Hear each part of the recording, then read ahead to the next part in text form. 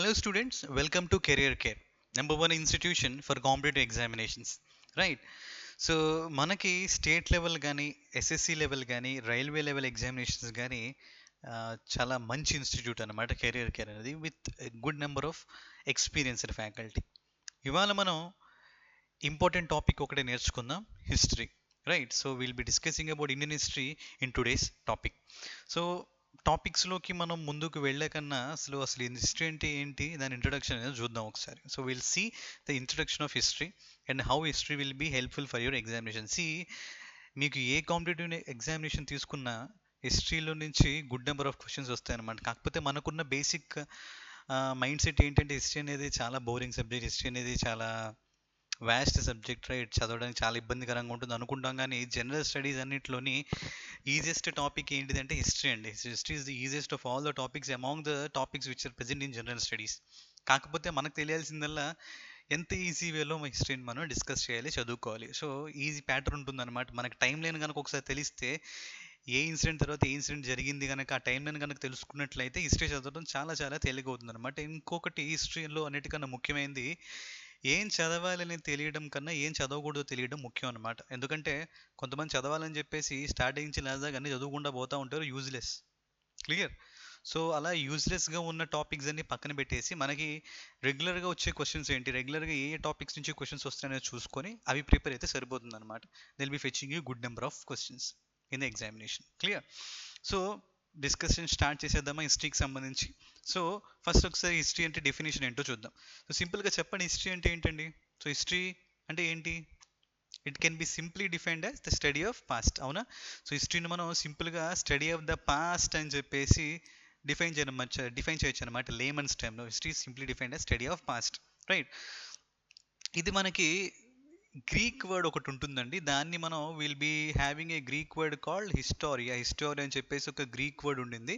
So ఆ particular Greek word నుంచి మనం హిస్టరీ అనే టాపిక్ని, హిస్టరీ అనే వర్డ్ని మనం డిరైవ్ చేసుకున్నాం అనమాట. ఆ హిస్టోరీ అనే వర్డ్కి మీనింగ్ ఏంటి అంటే ఇన్క్వైరీ. సో ఎందుకు, ఏమిటి, ఎలా అనే కాన్సెప్ట్స్ హిస్టరీ అంటే. ఎందుకు జరిగింది, ఎలా జరిగింది, ఏం జరిగింది అని కనుక మన పాస్ట్ గురించి డిస్కస్ చేసుకుంటా పోతే that will be part of your history. మనకి గ్రీస్ అని ఒక కంట్రీ ఉంటుంది. సో యూరోప్లోని గ్రీస్ అని ఒక కంట్రీ ఉంటుంది. సో దాని క్యాపిటల్ వచ్చేసి ఎథెన్స్, మీకు తెలిసే ఉండొచ్చు. రైట్. ఎక్కడైతే మనకి ఒలింపిక్ గేమ్స్ స్టార్ట్ అయ్యాయో, రైట్, ఎప్పుడైతే మనం చిన్నప్పుడు ట్రోజన్ వార్ చదువుకున్నాం కదా, సో దాని బ్యాక్గ్రౌండ్ మొత్తం గ్రీసేనండి. మెడిటరేనియన్ సీ దగ్గర ఉంటుంది యూరోప్లోని. సో అక్కడ మనకి ఎర్లీ సివిలైజేషన్స్ స్టార్ట్ అయ్యాయి అక్కడ. రైట్. సో అక్కడ హెరోడోటస్ అని చెప్పేసి ఒక వ్యక్తి ఉండాడు, హీరోడోటస్. సో ఆయన ఒక హిస్టోరియన్ అనమాట. ఆయన్ని మనం ఫాదర్ ఆఫ్ హిస్టరీ అంటున్నాం. So Herodotus, a 5th century historian related to the country Greece, is considered as father of history. Right. Father of history ఎవరండి? హీరోడోటస్. తర్వాత ఆయనకి సమకాలికుడు, contemporary to Herodotus will be having another historian named Thucydides. So Thucydides అని చెప్పేసి ఇంకొక historian ఉంటాడు. So ఆయన కూడా మనకి హీరోడోటస్కి సంబంధించిన ఒక కాంటెంపరీ పర్సన్ అనమాట, సమకాలికుడు. సో ఆయన్ని మనం ఏమంటున్నామంటే ఫాదర్ ఆఫ్ సైంటిఫిక్ హిస్టరీ అంటున్నాం. So father of scientific history అంటే ఏంటి? సైంటిఫిక్ హిస్టరీ అంటే ఏంటి అంటే ఎవడు పడితే వాడు ఏది పడితే తోచింది వాగకుండా, మాట్లాడకుండా, సో ఒక క్రమ పద్ధతిలో ఫ్యాక్ట్స్గా, ఫ్యాక్చువల్గా ఇది జరిగింది, ఇలా జరిగింది అని ఒక ప్రూఫ్తో కనుక మనం హిస్టరీని రాసుకున్నట్లయితే దాన్ని సైంటిఫిక్ హిస్టరీ అంటాం. If you discuss history with proper facts and proofs, that will be part of your scientific history. Clear. So దాని తర్వాత మనకి ఇక్కడ ఇంకొక వర్డ్ ఉంది చూడండి, హిస్టోరియోగ్రఫియా. హిస్టోరియోగ్రఫీ అంటే ఏంటి అంటే, సో హిస్టరీని మనం ఎన్ని రకాలుగా సైంటిఫికల్గా రాయొచ్చు, what are the different ways of writing history, అవన్నీ డిస్కస్ చేస్తే ఆ వేస్ అన్నిటిని కలిపి మనం హిస్టోరియోగ్రఫీ అంటాం. It's a branch of history which deals with the different ways of writing history. So హిస్టరీని ఏ విధంగా డిఫరెంట్ వేస్లో రాయొచ్చు అనేది స్టడీ చేస్తే దాన్ని మనం హిస్టోరియోగ్రఫీ అంటున్నాం. రైట్. సో హిస్టరీ అంటే స్టడీ ఆఫ్ పాస్ట్. ఇది మనకి గ్రీక్ వర్డ్ హిస్టోరియా అని నుంచి తీసుకున్నాం. హిస్టోరియా అంటే ఏంటంటే ఎంక్వైరీ. హెరోడోటస్ అనే వ్యక్తిని మనం ఫాదర్ ఆఫ్ హిస్టరీ అంటున్నాం. థ్యూసిడిడిస్ని మనం ఫాదర్ ఆఫ్ సైంటిఫిక్ హిస్టరీ అంటున్నాం. హిస్టోరోగ్రఫియా అంటే ఏంటి? హిస్టోరోగ్రఫియా అంటే different ways of writing the history, will be calling that as historiographia. Clear so far? దీని తర్వాత సో అసలు హిస్టరీ మనం ఎందుకు చదవాలి? So why should we learn history? Examination point of వ్యూలో మార్క్స్ గురించా? అది కాకుండా హిస్టరీ చదవడానికి మనకి కొన్ని ఇంపార్టెంట్ రీజన్స్ ఉన్నాయన్నమాట. అవి ఏంటో డిస్కస్ చేద్దాం. సో మొట్టమొదటిగా చూసుకున్నట్లయితే, so it gives us an account of how the ancient cultures in the country started. So మనకి ఇప్పుడు రకరకాల భిన్న జాతులు ఉన్నాయి, భిన్న కల్చర్స్ ఉన్నాయి, డిఫరెంట్ టైప్స్ ఆఫ్ ట్రెడిషన్స్ ఉన్నాయి. ఇవన్నీ ఎక్కడ ఆవిర్భవించాయి, ఎప్పుడు ఆవిర్భవించాయి, ఇవన్నీ నేర్చుకోవచ్చు అనమాట మనం. We can learn all these traditions and cultures from where they came from, right? So దాంతోపాటుగా it gives us an account of how farming systems are created. So farming కానీ, యానిమల్ హస్బెండరీ కానీ, రైట్, అగ్రికల్చర్ కానీ, ఇవన్నీ ఎలా ఆవిర్భవించాయి. ఇప్పుడు చాలా modern techniques వచ్చేసాయి మనకి అగ్రికల్చర్లోని. We got different types of agriculture techniques, right? చాలా మోడర్నైజ్ అయిపోయింది. అంతకు ముందు మనం ఎలా అగ్రికల్చర్ చేసేవాళ్ళం, ఫర్ ఎగ్జాంపుల్ ఇప్పుడు మోడర్న్ టెక్నిక్స్ అన్నింటినీ పక్కన పెట్టేసి ప్రతి ఒక్కడు జీరో బడ్జెట్ ఫార్మింగ్ అని, ఆర్గానిక్ ఫార్మింగ్ అని చెప్పేసి ఏదో కొత్తగా కనిపెట్టినట్టు మాట్లాడుతున్నారు అనమాట. కానీ ఇవన్నీ ఎక్కడ ఉన్నాయండి? సో ఆర్గానిక్ ఫార్మింగ్ అంటే ఏంటి? So that is what India gave to the world actually, right? So India ఇచ్చిన ఒక వరం అనమాట ఆర్గానిక్ ఫార్మింగ్ అనేది. మన పూర్వపు రోజుల్లో మన పూర్వీకులు చేసిన విధానాలన్నీ కూడా ఇప్పుడు ఉపయోగించి ఫార్మింగ్ చేసుకుంటా ఏదో పెద్ద బ్రాండ్ పెట్టేసి ఆర్గానిక్ ఫార్మింగ్ అని నేర్చుకుంటూ చెప్తున్నారు. కానీ ఇవన్నీ మనకి పాస్ట్లో ఉన్నాయి. అది ఎలా తెలుస్తుంది మనకి? ఆబ్వియస్లీ అగైన్ హిస్టరీ కనుక తవ్వి తీస్తే మనకు తెలుస్తుంది అనమాట ఆర్గానిక్ ఫార్మింగ్ అంటే ఏంటి, ఎలా జరిగింది ఇదంతా కూడా, రైట్? సో దాంతోపాటుగా we can learn how to use the resources to maintain hour livelihood from the past, right? So పాస్ట్లో ఉన్న రీసోర్సెస్ని ఉపయోగించుకొని కన్స్ట్రక్షన్ యాక్టివిటీస్ కానీ, లేకపోతే డెవలప్మెంట్ యాక్టివిటీస్ కానీ ఎలా చేశారు, దాంతోపాటుగా ప్రజెంట్ ఉన్న రీసోర్సెస్ని ఉపయోగించి మనం ఫ్యూచర్ ఎలా చేయాలని తెలియాలన్నా పాస్ట్ నుంచి నేర్చుకోవాల్సిందే కదా, అవునా? అట్లనే ఉన్న రీసోర్సెస్ని ఎంత మంచిగా ఉపయోగించుకోవాలి, ఫ్యూచర్ జనరేషన్స్కి ఏ విధంగా ఇవ్వాలి అని తెలుసుకోవాలన్నా మన పూర్వీకులు మనకి ఏ విధంగా రిసోర్సెస్ని అవైలబుల్గా ఉంచారో అలా ఆలోచించి మనం కూడా మన ఫ్యూచర్ గురించి ఆలోచించి ఆ రిసోర్సెస్ని అవైలబుల్గా ఉంచాలి, డెవలప్ చేయాలన్నమాట. అది తెలియాలంటే obviously we should learn again history, yes or no, right? So దాని తర్వాత మనకి we can study the origin of tribes, races, religions et cetera and their contribution to art, architecture, right, languages, literature et cetera. So present మనకి రకరకాల cultures, races, tribes కానీ, అంతకు మించి religions కానీ ఉన్నాయన్నమాట. అసలు ఇవన్నీ లాంగ్వేజ్కి కానీ, లేకపోతే ఆర్కిటెక్చర్కి కానీ, ఆర్ట్కి కానీ, లిటరేచర్కి కానీ చేసిన కాంట్రిబ్యూషన్ ఏంటి, రైట్? ఏ విధంగా లాంగ్వేజ్ డెవలప్ అవ్వకుండా వచ్చాయి. అంతకుముందు లాంగ్వేజ్ ఎక్కడ ఉండేవండి? సైన్ లాంగ్వేజెస్ ఉండేవి, దాని తర్వాత చిన్న చిన్న వర్డ్స్ వచ్చాయి, దాని తర్వాత ఒక్కొక్కటిగా లాంగ్వేజ్ డెవలప్ అవ్వుకుంటూ వచ్చింది. As of now artificial intelligence అయిపోయింది కదా మొత్తం, రైట్? సో ఇవన్నీ కూడా ఎలా స్టార్ట్ అయ్యాయి అంటే again you should go to the basics, that is history back, clear? So దాంతోపాటుగా so the study of India's past has a significant role in the context of the problems we currently face. Present మనం face చేస్తున్న important problem ఏంటండి? Problem ఏంటి? ఎడ్యుకేషనా, ఎకానమీయా? ఇండియాకున్న major problem caste system అండి, అవునా కాదా? చెప్పక్కర్లా, మీరు చూస్తూనే ఉంటారు డైలీ. పర్టికులర్గా మన స్టేట్లో ఆంధ్రప్రదేశ్లో కనుక చూసుకున్నట్టయితే కాస్ట్ సిస్టమ్ అనేది ప్రాబ్లం కాదు, అదొక వైరస్ అనమాట. ప్రజెంట్ కరోనా వైరస్ ఏ విధంగా అయితే విలయతాండవం చేస్తూ ఉందో గత 2000 సంవత్సరాలుగా ఈ కాస్ట్ అనే ఒక మహమ్మారి ఇండియన్ పట్టి పీడుస్తుంది అనమాట. కరోనా అన్న రేపు వ్యాక్సిన్ వస్తే తగ్గిద్దాము, కానీ ఈ కాస్ట్ అనే ఒక మహమ్మారి తగ్గడానికి మాత్రం ఎటువంటి వ్యాక్సిన్ కనిపెట్టలేకపోతున్నాం. అంతకంతకు ఈ డిసీజ్ ఇంకా పెరుగుతూ ఉందన్నమాట. దాని నుంచి ఎలా బయటపడాలి, లేకపోతే రిలీజన్ అని ఇంకొక మహమ్మారి ఉంది మన దేశంలో దరిద్రానికి, రైట్? దాని నుంచి ఎలా బయటపడాలి, మతం అనే దాని గురించి ఘర్షణలు కానీ, కాస్ట్ అనే దాని గురించి ఘర్షణలు కానీ పడితే ఉపయోగం ఉండదు. దాంతోపాటుగా ఇంకొక ఇంపార్టెంట్ థింగ్ ఏంటి అంటే ఉమెన్ డిస్క్రిమినేట్ చేయడం అనమాట. సో ఉమెన్కి రెస్పెక్ట్ ఇస్తామంటూనే ఉమెన్ డిస్క్రిమినేట్ చేస్తూ ఉంటాం, రైట్? అవునా కదా? నువ్వు అదెందుకు చదవటం, నువ్వు ఆ బట్టలు ఎందుకు వేసుకోవటం, ఇదెందుకు చేయటం, ప్రతి దాంట్లో ఉమెన్కి డిస్క్రిమినేషన్ అనమాట. అదెంతవరకు కరెక్ట్? దాని నుంచి బయటికి రావాలి, అవునా? తర్వాత చిల్డ్రన్ని సంబంధించిన డిస్క్రిమినేషన్ కానీ, వీటిలన్నిటినీ సోషల్ ఈవిల్స్ ఇంకా చాలా ఉన్నాయి. అంతకుముందు సతీ సహగమనం అని ఉండేదండి, గుర్తుందా? సో భర్త చనిపోతే కనుక భార్య కూడా భర్తతో పాటు చనిపోవాలంటే ఎంత ఆటవికం అండి అది, రైట్? ఎంత బార్బేరిక్ అది. దాని నుంచి బయటపడగలిగామా, రైట్? తర్వాత చైల్డ్ మ్యారేజెస్, ఎంత దుర్మార్గం అండి చైల్డ్ మ్యారేజ్ అని, దాని నుంచి బయటపడ్డామా? అలానే హిస్టరీలో చేసిన మిస్టేక్స్ అన్నిటి నుంచి నేర్చుకొని అవి ఫ్యూచర్లో రిపీట్ కాకుండా ఒక మనిషిగా ఎలా మనం ఎదగాలి అని తెలియాలన్నా ఫస్ట్ పాస్ట్లో తెలుసుకోవాలి కదా, పాస్ట్ గురించి తెలుసుకోవాలి కదా. సో దాని గురించి కూడా మనం హిస్టరీ అనేది నేర్చుకోవాలన్నమాట, clear? So these are the reasons why we should study history, not only just for marks in your examination but also for developing yourself as an individual, clear? తర్వాత ఈ హిస్టరీని మనం ఎలా నేర్చుకోవచ్చు?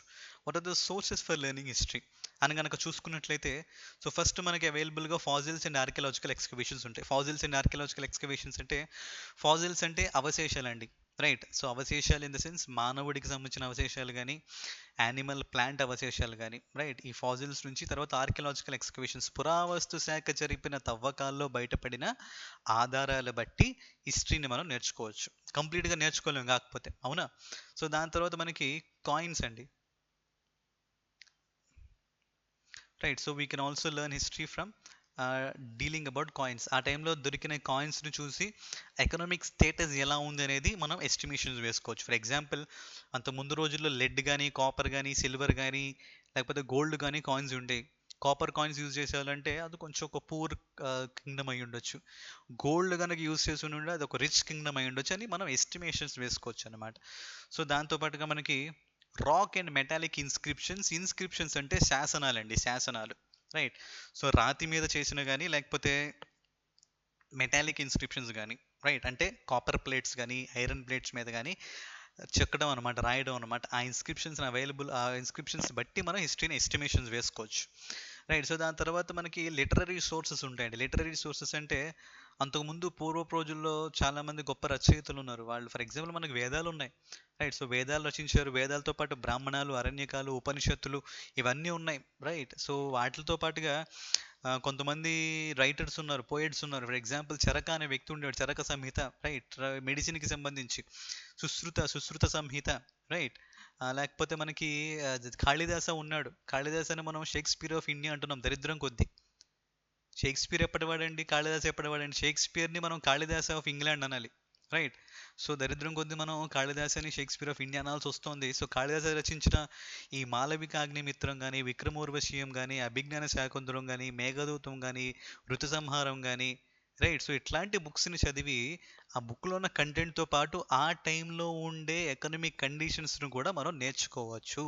రైట్. సో ఇట్లాంటి literary sources అనమాట. And లాస్ట్గా మనకి will be having foreign accounts. So చిన్నప్పుడు సోషల్ స్టడీస్లో ఒక రెగ్యులర్ క్వశ్చన్ వస్తూ ఉండేది, who was the ambassador of Greece who visited India during the time of Chandragupta Maurya అని చెప్పేసి.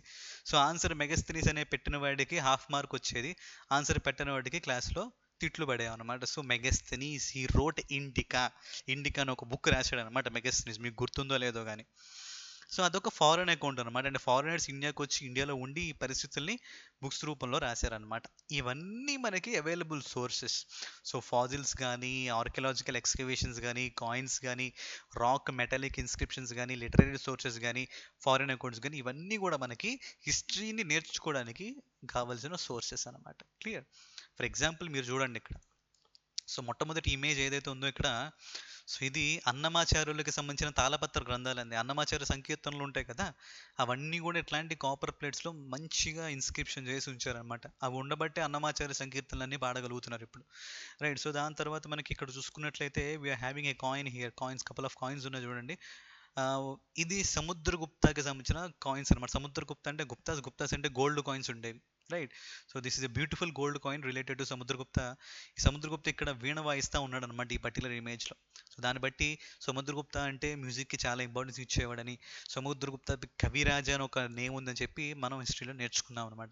దాని తర్వాత మనకి ఇక్కడ if you see you are having a inscription, Junagadh inscription.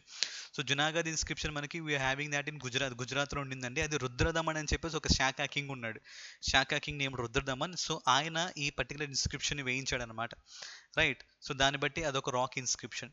So దాంతోపాటు ఇక్కడ చూసుకున్నట్లయితే the great bath of Mohenjodaro అండి. ఇది మొహంజోదారో అనేది పాకిస్తాన్లోని the biggest site of Indus valley civilisation. Right. Biggest site of Indus valley civilisation.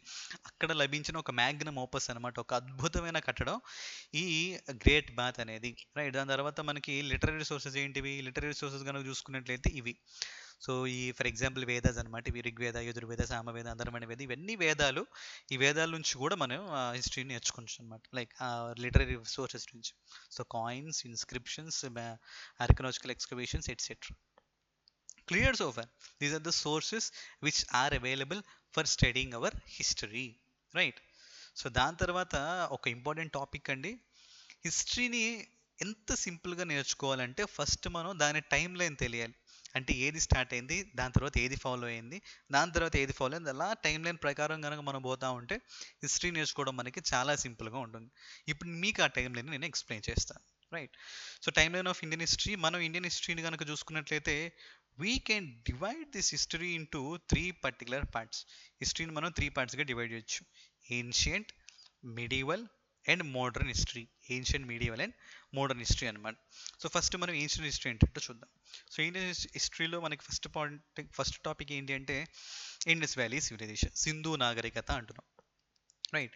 ఇది మనకి దాదాపుగా 2500 బీసీ ఆ టైంలో ఫామ్ అయింది అనమాట. 2500 బీసీ నుంచి 1500 బీసీ వరకు. ఈ బీసీ అంటే ఏంటి, తర్వాత ఏడి అంటే ఏంటి అనుకుంటాం అనమాట. రైట్. ఏడి అంటే ఏంటి అంటే ఎన్నో డామిని, ఎన్నో డామిని. తర్వాత బీసీ అంటే ఏంటంటే before Christ. So before Christ ఎన్నో డామిని. ఎన్నో డామిని మీనింగ్ ఏంటంటే in the year of lord అని మీనింగ్ అనమాట. In the year of lord అంటే దేవుడు సంబంధించిన సంవత్సరం, అంటే జీసస్ క్రైస్ట్ పుట్టిన సంవత్సరం అనమాట. ఫర్ ఎగ్జాంపుల్, సో జీసస్ పుట్టిన దగ్గర నుంచి అంటే AD 1 నుంచి టైం అనేది ముందుకు పోతూ ఉంటుంది అనమాట. AD 1, AD 2, AD 3. ప్రజెంట్ ఏంటంటే AD 2020, the year of corona. Clear. So అదే కనుక జీసస్కి పుట్టిన ముందు పాస్ట్ మొత్తం కూడా వెనక్కి పోతూ ఉంటుందన్నమాట. సో మనకి ఈ సిస్టంలో కనుక చూసుకున్నట్లయితే AD BC సిస్టంలో జీరో అనేది ఉండదన్నమాట. సో బీసీలో ఏంటిదంటే BC 1, వెనక్కి BC 2, సో అట్లా అనమాట. BC 3, 4, సో అట్లా వెనక్కి పోతూ ఉంటుందన్నమాట. సో కనుక ఇక్కడ చూసుకున్నట్లయితే ఇండస్ వ్యాలీ సివిలైజేషన్ సిస్టంలో మనకి సో 2500 బీసీ నుంచి 1500 బీసీ వరకు ఇండస్ వ్యాలీ సింధు నాగరికత ఉందన్నమాట. సో సింధు నాగరికత మీకు ఏంటి అనేది ఒకసారి ఒక మ్యాప్లో వేసి చూపిస్తా చూడండి. చాలా ఈజీగా ఉంటుంది. ఇది మన సబ్ కాంటినెంట్ మ్యాప్ అండి, నాట్ ఓన్లీ ఇండియా. సో ఇది మనకి north eastern part of India, అవునా. సో సింధు నాగరికత, ఇండస్ వ్యాలీ సివిలైజేషన్ ఉన్న ఏరియా అనమాట ఇదంతా కూడా. సో దాదాపు ఒక 1000 సంవత్సరాల పాటు వర్ధిల్లింది సింధు నాగరికత. హరప్పా, మొహంజోదరో ఇట్లాంటి సైట్స్ అనేవి మనకి ఇండస్ వ్యాలీ సివిలైజేషన్లో ఉన్నాయన్నమాట. ఇది మనకి కాపర్ ఏజ్. రైట్. సో కాపర్ని యూస్ చేసుకొని టూల్స్ ఇంప్లిమెంట్స్ని యూస్ చేసేవాళ్ళు అనమాట. సో ఆ టైంలో మనుషులు ఎలా ఉన్నారు, వాళ్ళ నాగరికత ఏంటి, ఏమేమి కనిపెట్టారు, అవన్నీ నేర్చుకుంటాం ఇండస్ వ్యాలీ సివిలైజేషన్లో. అలాంటి ఒక గొప్ప సివిలైజేషన్కి ముగింపు ఎక్కడ పడింది అంటే మనకి దాదాపుగా 1500 బీసీలో. సో 1500 బీసీలో మనకి వేదిక్ పీరియడ్ స్టార్ట్ అవుతుంది. Vedic period. వేదిక్ పీరియడ్ ఎలా స్టార్ట్ అయిందంటే మనకి ఇండియాకి నార్త్ ఈస్టర్న్ డైరెక్షన్లో ఇక్కడ సెంట్రల్ ఏషియా ఉంటుంది. సో సెంట్రల్ ఏషియా నుంచి వరుస పెట్టి ఆర్యన్స్ అనేవాళ్ళు ఇండియాకి వచ్చి దండయాత్ర చేశారనమాట. ఈ ఆర్యులు వచ్చి దండయాత్ర చేసి ఇండస్ వ్యాలీ సివిలైజేషన్లో ఉన్న పీపుల్ అందరినీ సంహరించి ఇక్కడ సెటిల్ అయ్యారు అనమాట. The started settling in this particular area. So అక్కడ మనకి వేదిక్ పీరియడ్ స్టార్ట్ అవుతుంది. సో 1500 నుంచి దాదాపుగా 500 బీసీ వరకు మనకి వేదిక్ పీరియడ్ ఉంటుంది. ఇందులో మనకి early Vedic, later Vedic period ఉంటుంది అనమాట.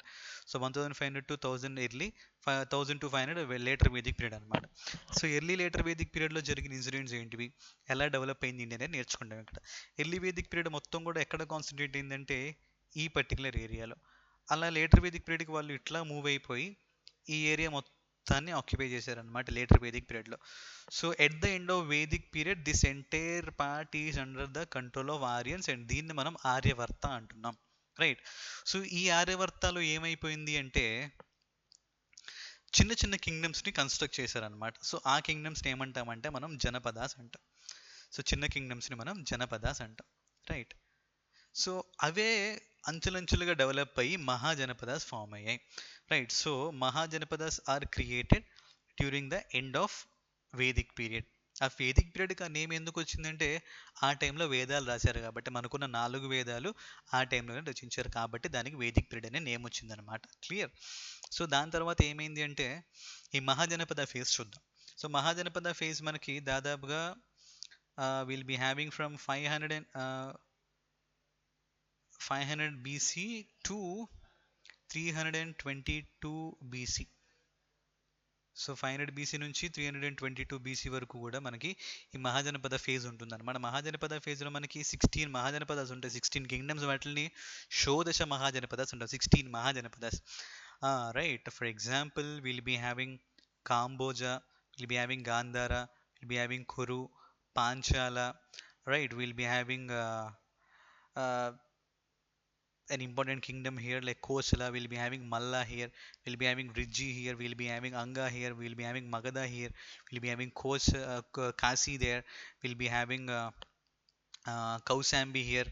Right. So we'll be having Mathura here, we'll be having Viratanagar here. Right. And then we'll be having Avanti over here, Chedi over here, అస్సకేర్, ఇట్లా మనకి 16 మహాజనపదాలు ఉంటాయి అన్నమాట. సో మహాజనపదాలన్నిట్లోని మనకి ముఖ్యమైన మహాజనపద ఏంటిదే అది మనకి మగధ అన్నమాట. సో మగధ అనేది మనకి ఈ పర్టికులర్ ఏరియాలో ఉంటుంది. So that particular area will be having the mahajanapada of Magadha. So ఆ మహాజనపద మగధకి మనకి క్యాపిటల్ ఏంటి అంటే that will be Pataliputra, presented a Patna. So పాట్నాని బేస్ చేసుకొని, పాటలీపుత్రాన్ని బేస్ చేసుకొని ఇండియా మొత్తాన్ని రూల్ చేశారన్నమాట కొన్ని కొన్ని కింగ్డమ్స్. సో అక్కడ మనకి రైజ్ ఆఫ్ మగధాలో will discuss about Haryanka dynasty, తర్వాత శిశునాగాస్, తర్వాత నందాస్, ఒక 3 డైనాసిటీస్ ఉంటాయి అన్నమాట. అవి మనకి దాదాపుగా 545 నుంచి దాదాపుగా 545 నుంచి 322 బీసీ వరకు రూల్ చేశారన్నమాట 3 కింగ్డమ్స్. ఇదే టైంలో మనకి కాంటెంపరీగా 2 రిలీజియన్స్ ఫామ్ అవుతాయి అన్నమాట. అవి ఏంటివంటే Buddhism and Jainism. Shramana movement అంటాం. ఈ బ్రాహ్మణికల్ హైరార్కీకి వ్యతిరేకంగా, బ్రాహ్మణికల్ డామినెన్స్కి వ్యతిరేకంగా 2 రిలీజియన్స్ పుడతాయి. గౌతమ్ బుద్ధ స్టార్ట్ చేసిన బుద్ధిజం, వర్ధమాన మహావీర డెవలప్ చేసిన జైనిజం అనమాట. అవి ఏంటివో కూడా అక్కడే డిస్కస్ చేద్దాం మనం, రైట్? ఇబ్బంది ఏం లేదు. సో ఎప్పుడైతే 322 బీసీలో ధననంద అనే వ్యక్తిని చంపేసి చంద్రగుప్త మౌర్య అనే వ్యక్తి మనకి మౌర్యన్ ఎంపైర్ స్టార్ట్ చేశాడు అనమాట. ధననంద అనేవాడు నందా ఎంపైర్లో లాస్ట్ కింగ్ అనమాట. వాడిని చంపి చంద్రగుప్త మౌర్య అనే వ్యక్తి మౌర్యన్ ఎంపైర్ స్టార్ట్ చేశాడు. సో మౌర్యన్ ఎంపైర్ స్టార్ట్ చేసిన తర్వాత ఏమైందంటే ఇక్కడ వరకు నందా ఎంపైర్ ఉండేదండి. సో దాన్ని డెవలప్ చేసుకుంటూ Chandragupta Maurya he increased that to this particular part of India. ఇదంతా కూడా చంద్రగుప్త మౌర్య కంట్రోల్లో ఉండేదన్నమాట, రైట్? దీంతో పాటుగా మౌర్యన్ కంట్రోల్లో ఆల్మోస్ట్ ఆఫ్ఘనిస్తాన్, ఇరాన్ వరకు ఉండేదన్నమాట. దాని తర్వాత మౌర్య తర్వాత మనకి ఆయన కొడుకు బిందుసారా ఉంటాడు. బిందుసారా తర్వాత అశోక. అశోక టైం వచ్చేసరికి ఇండియా మొత్తం ఈయన కంట్రోల్లో ఉండింది. ఒక ఈ పర్టికులర్ పార్ట్ తప్ప, దాన్ని మనం కళింగ అంటున్నాం, రైట్? కళింగ అనే పార్ట్ తప్ప మిగిలిన ఇండియా మొత్తం ఆయన కంట్రోల్లో ఉండింది. So Ashoka is considered as the first greatest king of Indian history.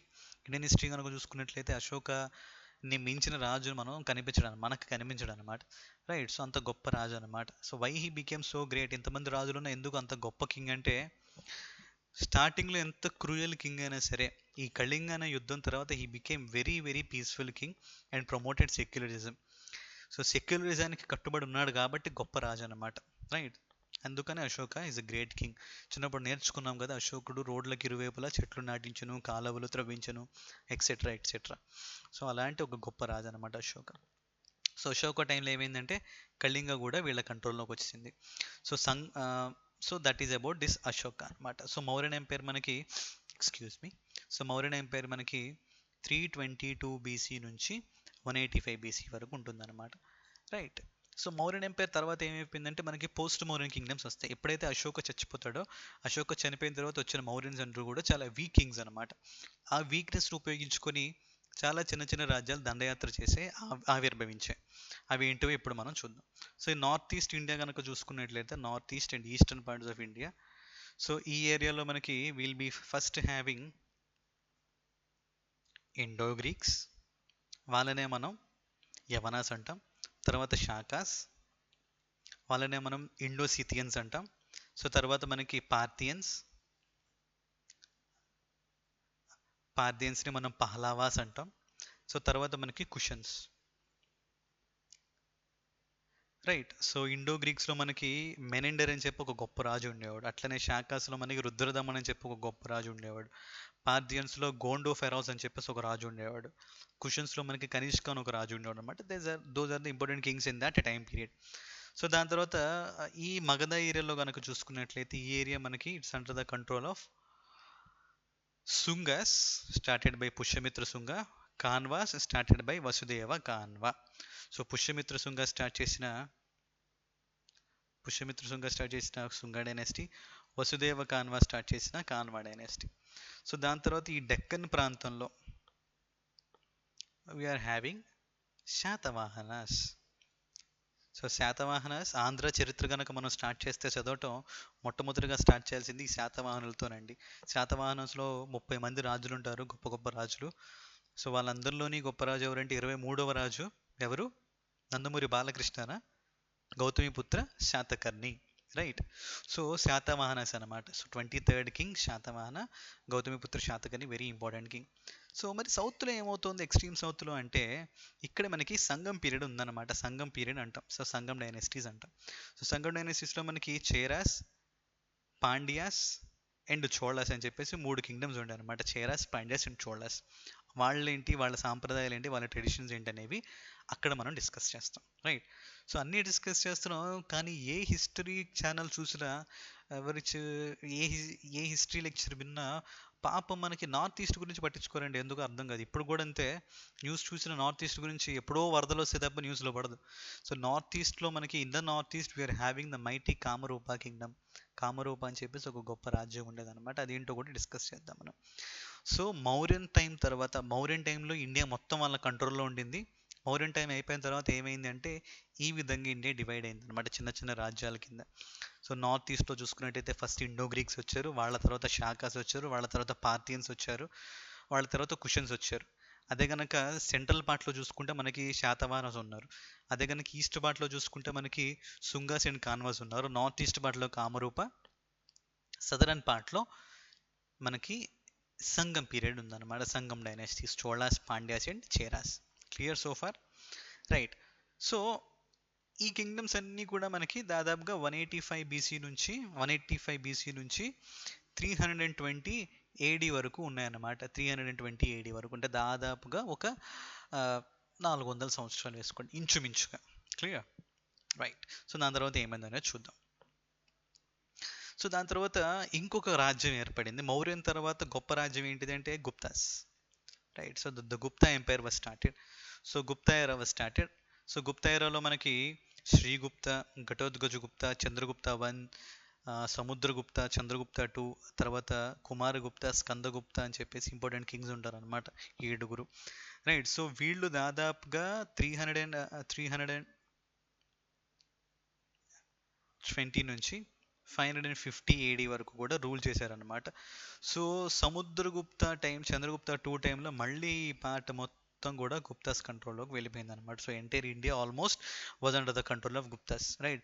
Mauryan time తర్వాత మళ్ళీ ఎవరి టైంలో ఇండియా మొత్తం ఒక రాజ్యం కిందకి వెళ్ళిందంటే అది గుప్తుల టైంలో అనమాట. గుప్తా పీరియడ్ని మనం golden age of Indian history అంటాం. The golden age of India history అంటే మనకి that is during the time of Guptas. ఎందుకని అంటే they used majority gold coins అనమాట. సో దాదాపుగా గోల్డ్ కాయిన్సే చాలా మనీలో ఉండేవి. రైట్. సో అందరూ గోల్డ్ కాయిన్స్ యూజ్ చేసేవాళ్ళు అంటే ఊహించుకోండి ఒకసారి ఎంత గొప్ప రాజ్యం అది. సో గుప్తా ఎంపైర్ అయిపోయిన తర్వాత ఏమైంది అంటే మనకి పోస్ట్ గుప్తా కింగ్డమ్స్ వస్తాయి. సో 550 నుంచి 647 ఏడి వరకు కూడా will be having the post Gupta kingdoms. So post Gupta kingdoms ఏంటో చూద్దాం. సో పోస్ట్ గుప్తా కింగ్డమ్స్లో ఎలా అంటే మనకి ఇక్కడ నర్మదా అనే ఒక నది ఉంటుంది. The longest west flowing river in India. జాగ్రఫీలో ఇంపార్టెంట్ క్వశ్చన్ ఇది. రైట్. సో ఈ పర్టికులర్ రివర్ ఏదైతే ఉందో నర్మదా అనే రివర్, సో దానికి నార్త్ పార్ట్ వచ్చేసి మనం దాన్ని ఉత్తరాపాత అంటున్నాం, దానికి సౌత్ పార్ట్ వచ్చేసి దక్షిణాపాత అంటాం. సో గుప్తా తర్వాత ఈ ఉత్తరాపాత మొత్తం ఎవరి కంట్రోల్లో ఉండింది అంటే that is under the control of Harsha. Right. Harshavardhana అంటాం. రైట్. So Harshavardhana was the last great Hindu king who ruled over India. Indian rule చేసిన ఆఖరి హిందూ గొప్ప రాజు అనమాట Harshavardhana. He belongs to the Pushyabhuti dynasty. So Pushyabhuti dynasty అనే ఒక డైనాసిటీకి సంబంధించిన రాజు అనమాట. రైట్. సో దాంతోపాటు మనకి సౌత్లో ఈ డక్కన్ ఏరియాలో we're having a very great kingdom and that kingdom is the Badami Chalukyas. So Badami Chalukyas అంటాం సార్. సో బదామీ చాళుక్యస్, అందులో గొప్ప రాజవుడు అంటే మనకి పులకేశిన్. సో పులకేశిన్ హర్ష జీవితంలో ఒక బ్యాటిల్ కూడా ఓడిపోలే. అతను ఓడిపోయిన ఒకే ఒక బ్యాటిల్, అది కూడా పులకేశిన్ చేతిలోని. రైట్. సో దాని తర్వాత మనం సౌత్లో చూసుకున్నట్లయితే ఈ ఏరియాలో Pallavas. So these are the 3 important kingdoms which are originated post Guptas. Guptas తర్వాత ఆరిజినేట్ అయిన 3 ఇంపార్టెంట్ కింగ్డమ్స్ అనమాట. పల్లవాస్లో మనకి నరసింహవర్మ అని చెప్పి ఇంకో గొప్ప రాజు ఉండేవాడు. సో ఇది మనకి ancient history. Clear? So Indus valley civilisation, దాని తర్వాత వేదిక్ కల్చర్, తర్వాత mahajanapadas, rise of Magadha, in which will discuss about Jainism and Buddhism. తర్వాత will be discussing about the Mauryan empire, తర్వాత పోస్ట్ మౌర్యన్ ఎంపైర్, తర్వాత మనకి Gupta period, post Gupta period. See how simple history is. Clear. So ancient history తర్వాత ఏమైంది అనేది ఇప్పుడు చూద్దాం. రైట్. సో ఇది రైట్. సో ఇందాక చెప్పినవన్నీ ఇక్కడ చూడండి ఒకసారి. Just have a look at them once. Right. Done. So we'll move to the next one. So medieval history. Medieval హిస్టరీలో మనకి 4 టాపిక్స్ ఉంటాయి. కానీ మీడియల్ హిస్టరీ ఉన్న 3 పార్ట్స్లో చాలా కష్టంగా ఉంటుంది అన్నమాట నేర్చుకోవటం. ఎందుకంటే ఇందులో మనకి కొన్ని నేమ్స్ అనేవి చాలా టిపికల్గా ఉంటాయి. రైట్. కానీ మీకు దాన్ని ఎలా ఈజీగా గుర్తుపెట్టుకోవాలో మీకు టాక్టిక్స్ చెప్తాను, ఇబ్బంది ఏం లేదు. సో మీడియల్ హిస్టరీలో ఏం జరిగింది అనేది చూద్దాం ఇప్పుడు. సో ఎప్పుడైతే హర్షవర్ధన చనిపోయాడో, హర్షవర్ధన చనిపోయే టైంకి ఏంటంటే పవర్ సెంటర్ కాస్త ఈ పాటలీపుత్ర నుంచి it was transfer to another city called Kannauj. So Kannauj మనకి యూపీలో ఉంటుంది, కనౌజ్ అంటున్నాం. రైట్. లేకపోతే దాన్ని కన్యాకుబ్జా అనేవాళ్ళు అప్పట్లో. సో అది పవర్ సెంటర్గా మారిందనమాట హర్ష టైంలోని. సో ఈ పవర్ సెంటర్ గురించి 3 రాజ్యాలు తను వచ్చాయన్నమాట. సో ఆ 3 రాజ్యాలు ఏంటివి అంటే, so will be having the Gurjara Pratiharas, will be having the Palas, and will be having the Rashtrakutas. So 3 kingdoms. So Rashtrakutas, Pratiharas, Palas. ఈ 3 కింగ్డమ్స్ మధ్య జరిగిన సంఘర్షణని మనం ట్రైపార్టైట్ స్ట్రగుల్ అంటాం. Tripartite struggle. రైట్. అదే టైంలో మనకి సదరన్ పార్ట్లో ఇంపీరియర్ చోళా డైనస్టీ స్టార్ట్ అయింది అనమాట. ఇంపీరియర్ చోళాస్. రైట్. విజయాలయ చోళ అని ఒక వ్యక్తి ఉండేవాడు, ఆయన ఇంపీరియర్ చోళా డైనస్టీ స్టార్ట్ చేశాడు. రైట్. సో ఇది జరుగుతూ ఉండగా, ఇలా చిన్న డెవలప్ అవుతూ ఉండగా మనకి ఈ ప్రతిహారాస్లో నుంచి చిన్నగా విడిపోయి ఇది మనకి రాజ్పుతానా ఏరియా అంటాం అనమాట. So south west of Rajasthan మనకి రాజ్పుతానా ఏరియా, మేవార్ ప్రాంతం అంటాం. ఆ ఏరియాలో రాజ్పుత్స్ అనేవాళ్ళు స్టార్ట్ అవుతారు అనమాట. Rajputs. Right. So Rajput kingdoms అనేవి స్టార్ట్ అవుతాయి. సో మనకి దాదాపు 10 రాజ్పుత్ వంశాలు ఉంటాయి ఇంపార్టెంట్వి. అవి ఏంటో డిస్కస్ చేద్దాం. సో ఇలా మెల్లిమెల్లిగా హిస్టరీ మూవ్ అవుతూ ఉండగా మనకి 1001 ఏడీలో ఆఫ్ఘనిస్తాన్, పర్షియా నుంచి గజనీ మొహమ్మద్ అనే వ్యక్తి ఇండియాకి వస్తాడండి. గజనీ మొహమ్మద్. సో గజనీ మొహమ్మద్ అనే వ్యక్తి 1001 ఏడీ నుంచి 1027 ఏడీ వరకు ఇండియా మీద దాదాపుగా 17 సార్లు దండయాత్ర చేస్తాడనమాట. He attacks India 17 times. And in the year 1025 AD, he destroys an important site of Somnath here in Gujarat. Somnath అనేది జ్యోతిర్లింగం అనమాట. సో ఇలాంటి ఒక దుర్మార్గుడు ఇండియాకి వచ్చి మన దేవాలయం ధ్వంసం చేసి దేవాలయంలో కింద ఉన్న నేలమాడిగలన్నింటినీ దోచుకొని ఆఫ్ఘనిస్తాన్కి పోయాడు అనమాట. సో వాడు మనకి గజనీ మొహమ్మద్ అనమాట. So invasion of Ghazni Mohammad ఎప్పుడు స్టార్ట్ అవుతుందంటే 1001 AD. సో గజనీ మొహమ్మద్ వచ్చిన ఒక 200 సంవత్సరాలకి ఇంకొక సన్నాసి వస్తాడు, వాడి పేరు Ghori Mohammad. So Ghazni and Ghori Mohammad. Right. So invasions of Ghazni and Ghori Mohammad మనకి డిస్కస్ చేస్తాం అనమాట. సో గోరీ మొహమ్మద్ వెళ్ళిపోతా ఏం చేశాడంటే, వాడి స్లేవ్ ఒకడు ఉన్నాడు, వాడిని 1206 ADలో ఢిల్లీకి సుల్తాన్ చేస్తాడనమాట. సో వాడి పేరు ఏంటంటే కుతుబుద్దీన్ ఐబక్. సో కుతుబుద్దీన్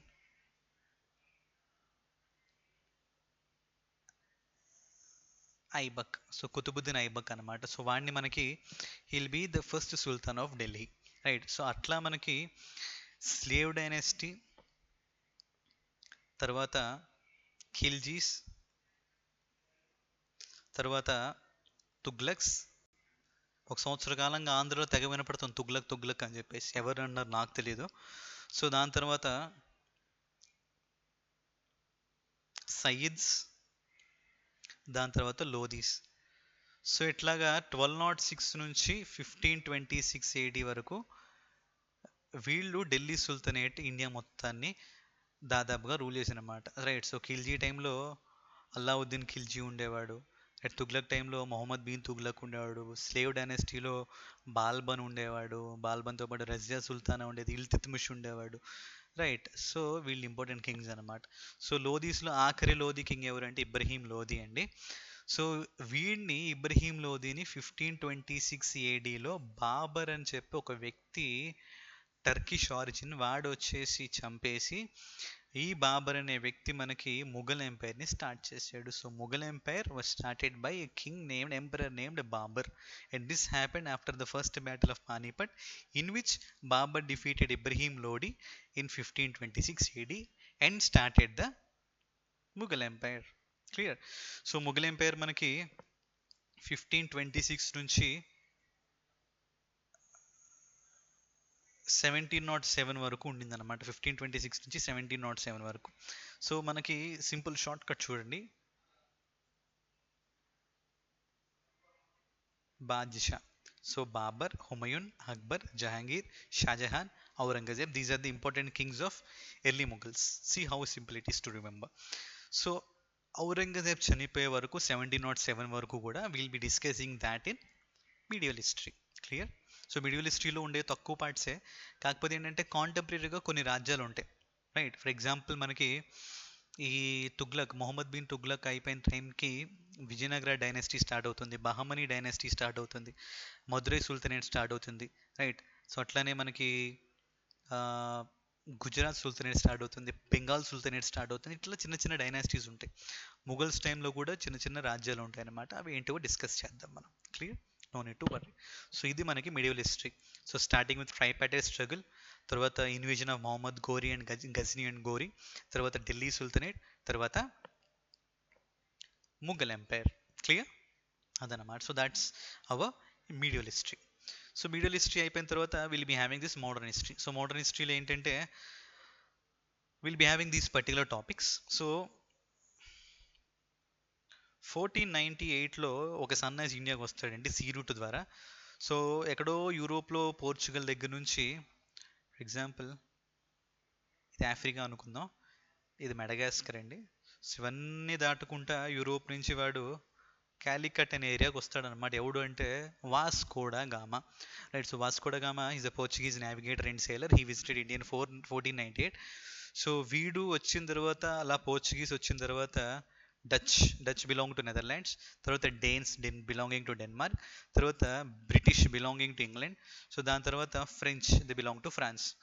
సో వీళ్ళు ఇండియాకి వచ్చి వ్యాపారాలు స్టార్ట్ చేశారనమాట. So that relates to the advent of Europeans. So advent of Europeans ఎలా వచ్చారు ఇండియాకి.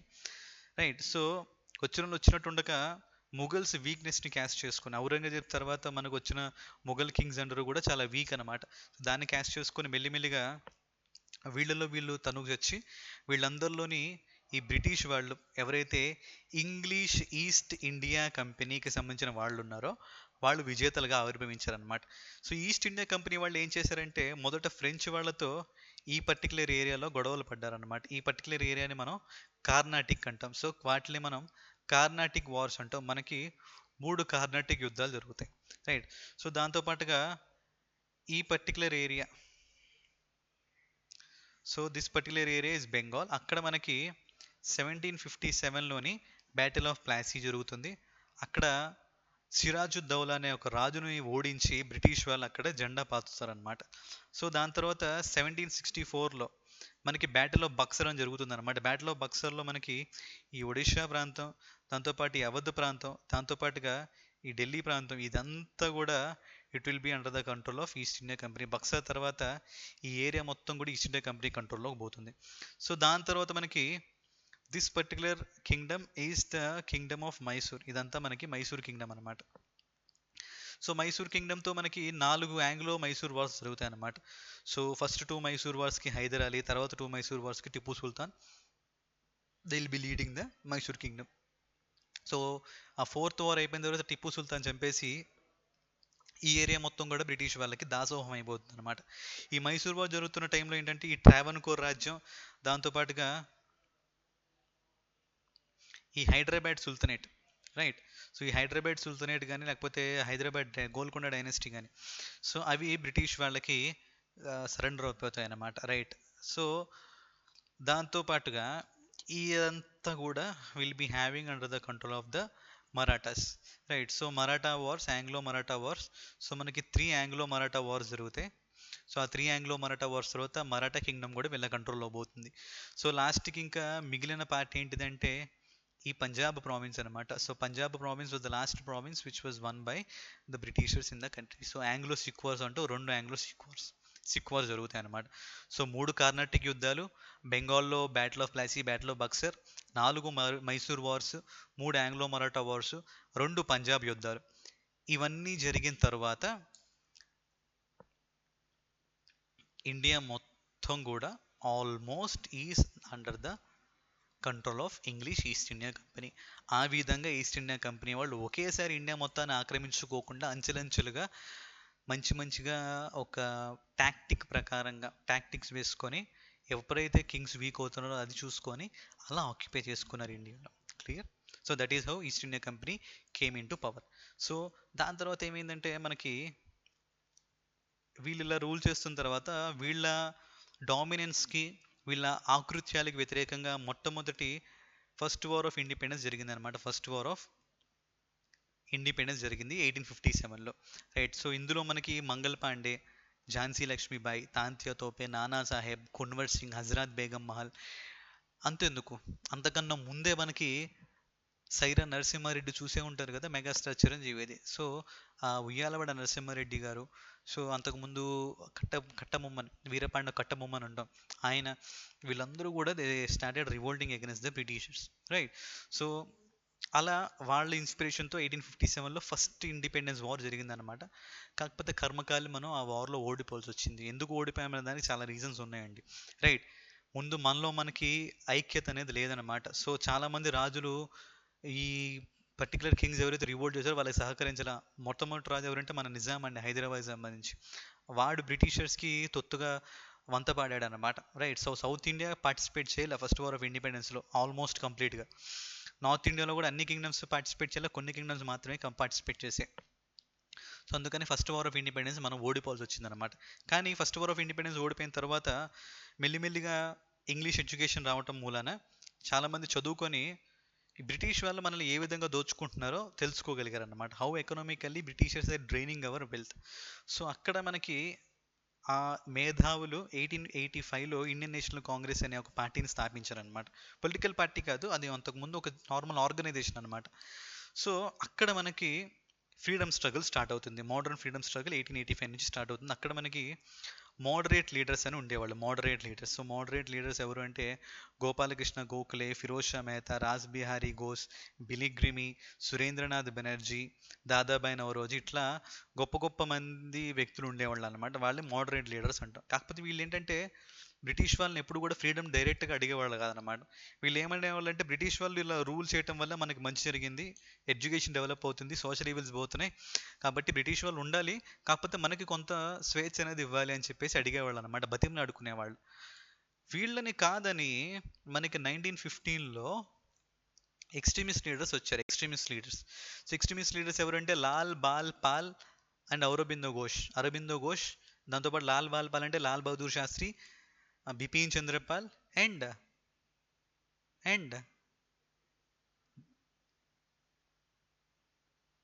చెప్పండి. బిపిన్ చంద్రపాల్ అండ్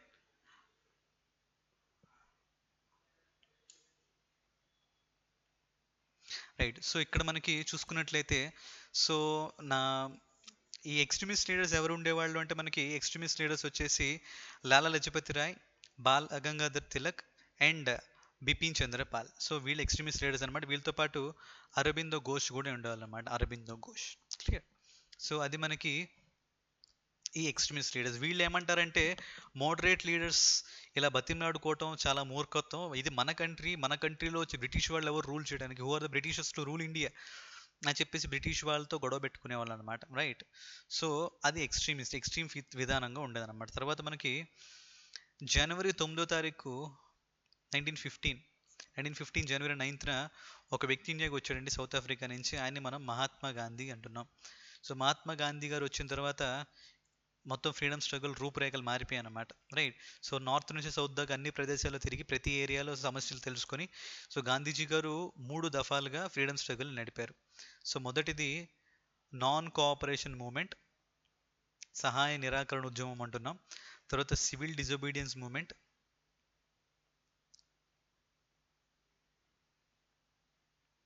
తర్వాత మనకి ఆఖరిగా క్విట్ ఇండియా మూమెంట్ అనమాట. సో క్విట్ ఇండియా మూమెంట్ అనేది ఆఖరి మజిలీ అనమాట. సో క్విట్ ఇండియా మూమెంట్ తర్వాత 1942లో స్టార్ట్ అవుతుంది. 1947 వరకు క్విట్ ఇండియా మూమెంట్ జరుగుతుంది.